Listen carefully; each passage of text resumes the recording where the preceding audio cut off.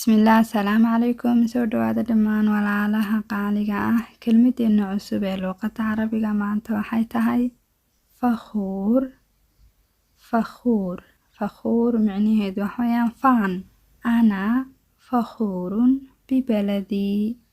Ana fakhuurun bibaladii.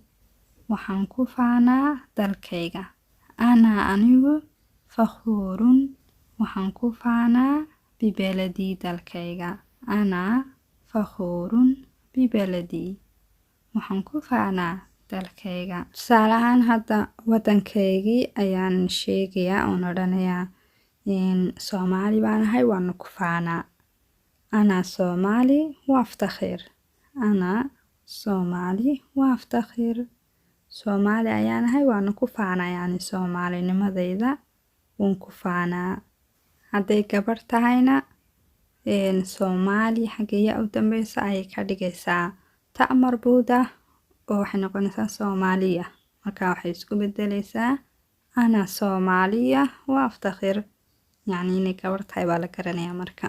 Ana Soomaaliya waaftakhir. Soomaaliyada ayaan ahay waana ku faanaa. Ninkiina ana Soomaali waaftakhir. Tusaale kale haddaynu gelino naftayda ayaan ku faanaa haddaynu niraahno ana fakhuurun binafsii.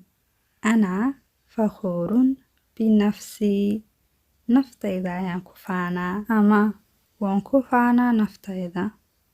Ana fakhuurun binafsii. Amaba qof baad leedahay waan kugu faanaa. Ana fakhuurun bika. Ana fakhuurun bika.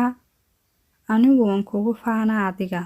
waan kugu faanaa ay noqonaysaa. Inshallah ya axbaabi intaynu kaga kulmayno kelmad kale oo cusubna waxaan idin leeyahay fi amaanillah. Wassalaamu calaykum waraxmatullaahi wabarakaatuh.